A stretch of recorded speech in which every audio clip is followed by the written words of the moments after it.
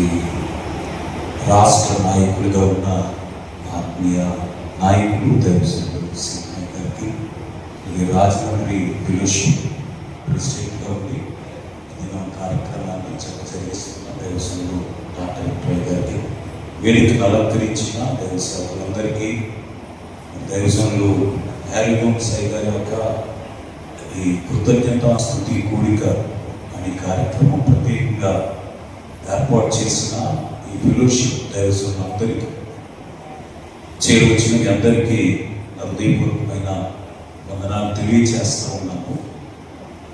దైవజనులు హ్యారీగోమ్ సాయి గారితో నాకు చాలా కొద్ది పరిచయం మాత్రమే, అది కూడా రాజాం, శ్రీకాకుళం జిల్లా వస్తుంది అనుకుంటుంది.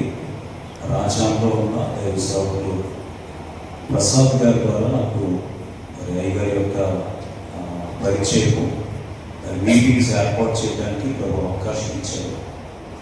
కొద్ది పరిచయంలోనే దైవజనులు నా మీద చాలా ఎక్కువ ప్రేమ చూపించేవారు. నేను ప్రతి చిన్న విషయానికి దైవ సేవకులకి ఫోన్ చేసినప్పుడు మరి ఆయన వెంటనే రిసీవ్ చేసేవారు. సాధారణంగా నాలాంటి చిన్న పాస్టర్ గారికి ఫోన్ చేసిన వెంటనే తీయరు. నువ్వు చాలా బిజీగా ఉన్నావు, నీ గురించి అసలు కొంచెం ఎక్కువ పట్టించుకోవాలంటే నేను కొన్ని టెక్నిక్స్ విన్నాను ఒక వీడియోలో. ఎవరైనా ఫోన్ చేస్తే వెంటనే తీయకూడదు, కానీ హ్యారీగోమ్స్ అలా కాదు. నాకంటే గొప్ప గొప్ప దైవజనులు ఆయన తెలుసు. ప్రపంచవ్యాప్తంగా ఆయన పరిచయం కాకముందు ఆయన యొక్క పరిస్థితి నాకు పూర్తిగా తెలియదు. అదంత స్థితిలో ఉన్న దైవజనులు నాలాంటి చిన్న పాస్టర్ గారితో ప్రేమగా ఉండేవారు. అలాగే నేను ప్రతి చిన్నదానికి ఈ మధ్యకాలంలో ప్రతి చిన్న విషయాన్ని ప్రార్థన చేయమని అడగటం, మరి ఏం చేయమంటారు, విషయం ఎలా చేయమంటారు అడిగితే ప్రతిదానికి నాకు చాలా మంచి సలహాలు ఇచ్చేవారు. మరి ఇంత త్వరగా దైవజనుడిని మరి మిస్ అవుతామని నేను అసలు ఊహించలేదు. పౌలు అంటారు కదా, యేసు ప్రభు గురించి అందరికంటే కడపడ్డ పుట్టినవాడును అని చెప్తారు కదా. అలాగే నాకంటే ముందు గొప్ప గొప్ప దైవజనులతో మరి హ్యారీగోమ్ సాయి గారితో గొప్ప గొప్ప వారి పరిచయాలు ఉన్నాయి. నాకు పోయిన సంవత్సరం సరిగ్గా ఏప్రిల్ ఆ సమయంలోనే దైవజనులతో పరిచయం ఏర్పడింది.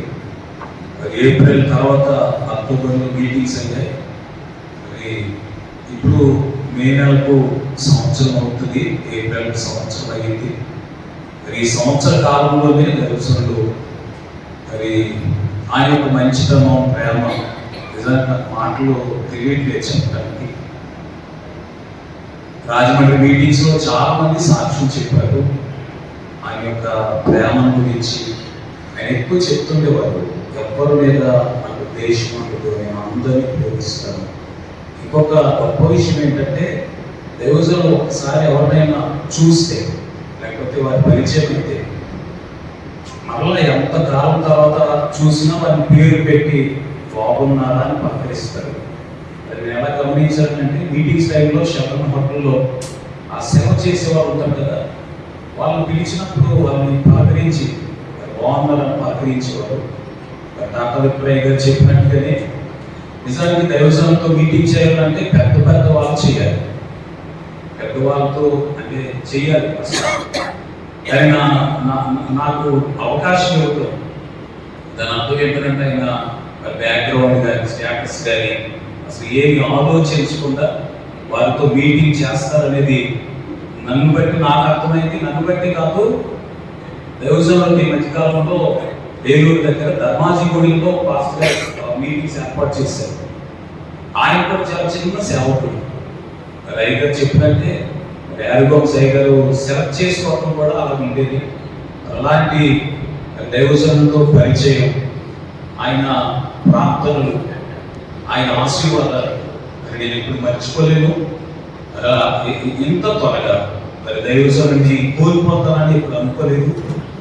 దైవజనుడు విడిచి వెళ్ళిన కుటుంబం కొరకు, అలాగే పరిచర్య కొరకు మీరు ప్రార్థనలో జ్ఞాపకం చేసుకోవాలని దైవ సేవకుంటే నేను కూడా మరి అనుదిన ప్రార్థనలో దైవ సేవల కుటుంబము పరిచర్యను జ్ఞాపకం చేసుకుని ప్రార్థన చేస్తానని మరి ఇలాంటి ఒక కార్యక్రమం ఏర్పాటు చేసి దైవజనుల రాజమండ్రి ఫెలోషిపే కాకుండా నాయకులందరూ ఎంత ప్రేమ ఇంత మంచితనం దైవజనుల చూపించి ఇలాంటి ఒక మంచి కార్యక్రమం ఏర్పాటు చేసి చిన్నవాడిని అసలు పట్టించుకొని పాలు పొందే వాటిని ఇచ్చినందుకు నా నిండు దేవుతో కృతజ్ఞతలు తెలియజేస్తున్నాను. మీ అందరికీ వందనాలు తెలియజేస్తాను.